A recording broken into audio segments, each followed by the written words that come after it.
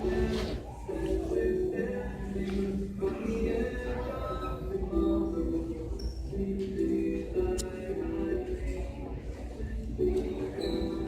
she's already spotted me.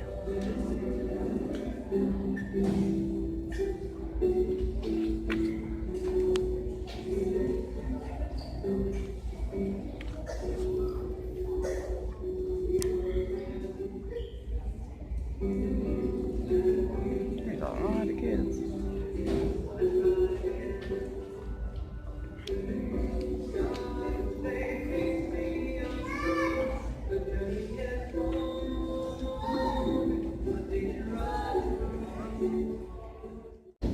We're going to start our morning by these wonderful fifth graders singing for you. It's always a treat to get to hear them. They're going to sing Hall of Fame, led by Mr. Colin Peterson, their music teacher.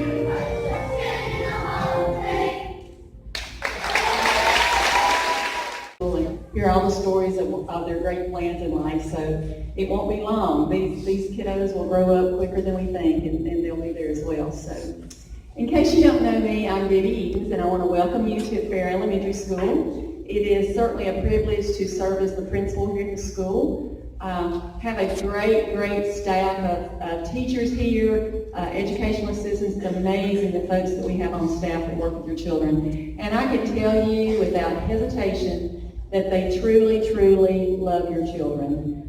They go way above and beyond. So at this time I'm going to introduce my fifth grade grade teachers because this is tough on them. They have a tough time saying goodbye to students when they leave because they're really invested. By the time they get to them, they've been here, and this is their 6th year here in many cases. So they've watched them grow up, and they pour their hearts into them to get them ready for middle school. So this time I'm going to introduce them. They're sitting back here in the back. First have Mr. Brett Petty.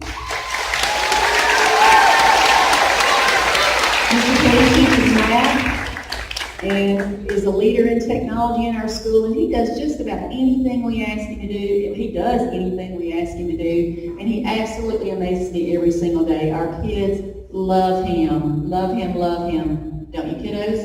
Do you love Mr. Petty? Yeah, I know you do. There's always a Mr. Petty story, so he was fantastic. I wish all of you could have seen the act that our 5th grade teachers put on for the talent show. It was amazing.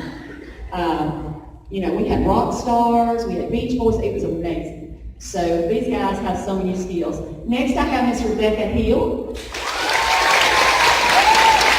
Rebecca teaches language arts, and this has been a fantastic year for her. She had her first child, and so she is experiencing motherhood for the first time, and it didn't take her but about a week after she came back to school to say to me, things are totally different when you're a mom. You see things totally different. And I said, yeah, you do. So it's amazing how that event changes you as a teacher, but it truly does. But she's done a fantastic job for us.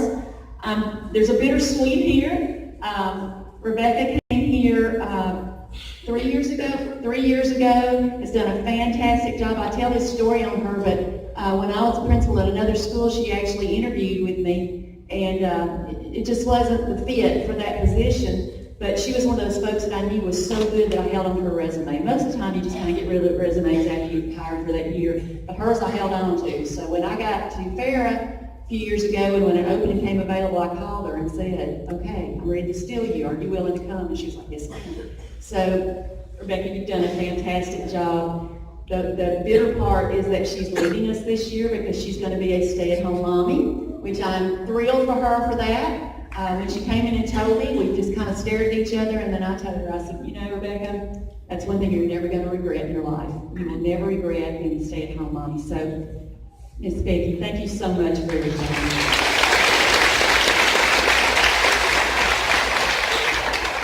And then our 3rd 5th grade teacher is Miss Taylor Brown.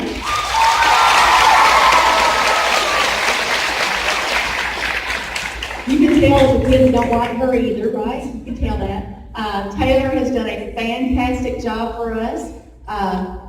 As a principal, it's always fun to hire new people, and one of the thrills is when you hire these folks that are straight out of college, and you see their enthusiasm and their pep, and I had the honor of hiring 3 fresh elected people this year, and they've done a good job for us. But Taylor has, within a month, I saw, wow, she's going to exceed all expectations, and she certainly has, Taylor. It's always good enough, and I appreciate that you giving your best, okay?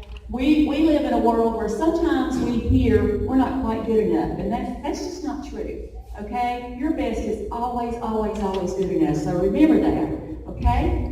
At this time, I'm going to turn the program over to Ms. Milius. When I do that, I want to give you one piece of information that will really help us keep the program rolling, okay? Parents, if you don't mind, and students, if you'll hold your applause, we're going to call students out in categories, and when we get the entire group up here, if you'll wait and applaud when the entire group is up here versus applauding for every single child, because it will get very lengthy. And we want to make sure we get you out in a timely manner. So if you don't mind doing that, we'll get started with our awards. Here's Ms. Williams.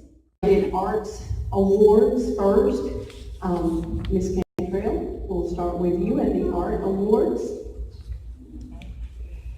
Ms. Cantrell always picks one girl and one boy from each class that has done a great job in art all year long. So listen as I call your names, and students, if you would just come up to the stage to get your ribbon and just line them across here, and then we'll give everybody a round of applause for the Art Awards.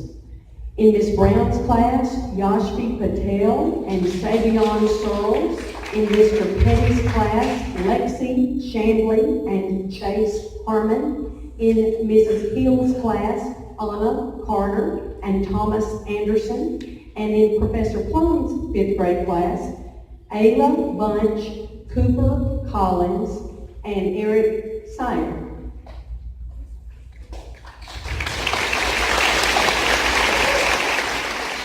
Compete in the state duck stamp contest.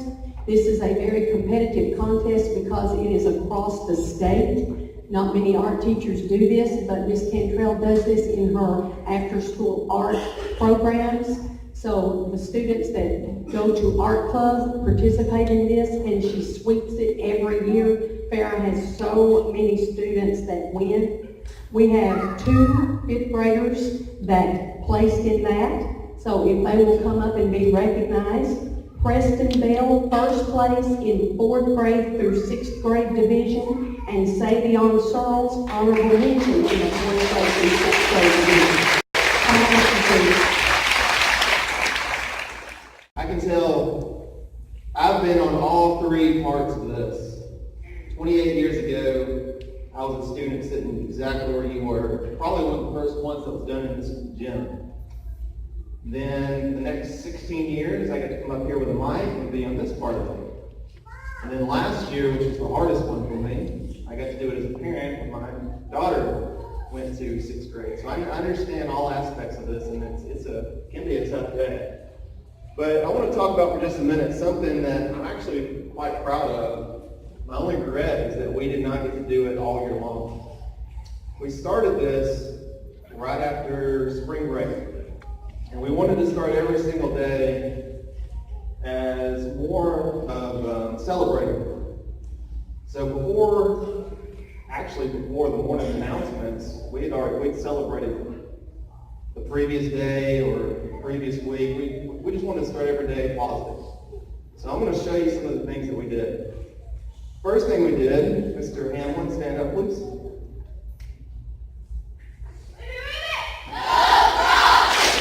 We had an MC, and our MC would do our little chant, and everybody knew we were ready to start our morning meeting. We did it right here in the middle of the gym. Following that, we would allow the kids to talk.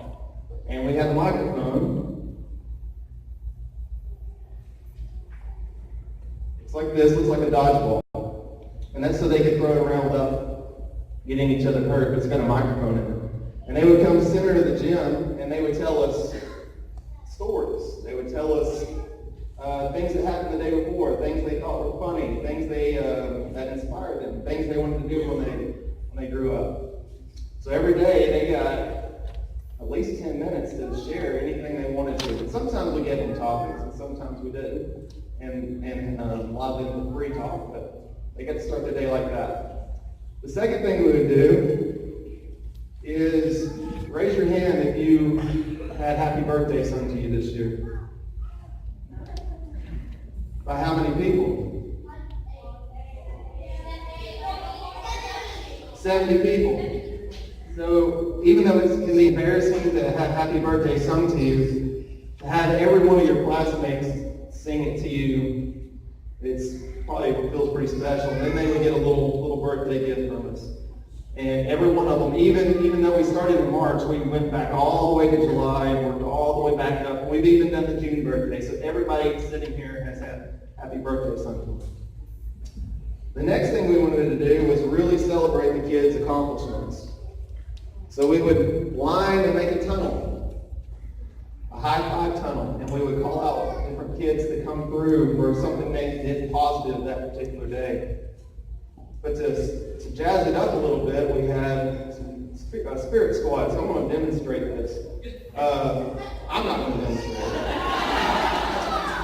Preston, Peyton, Lynn, and Ayla, come on.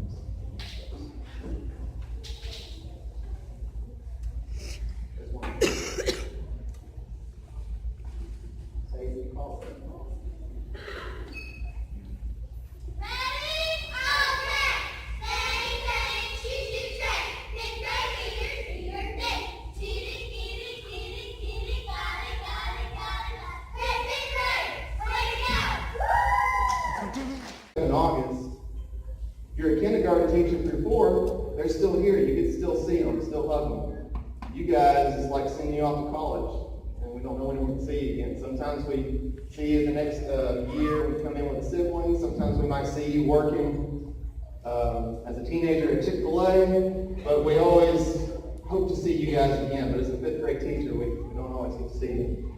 I guess the main thing I want to say, we've enjoyed everything, guys. We've enjoyed our field trips with the Temps Board back early in the year, our parties. I think we've had a laugh or two. It's been great, but what I want you guys to do is not think back, as important as the math was, and the social studies and science and reading, that's not what I want you to look back and think about us, okay? When you think back on us, I want you to think about how she taught you.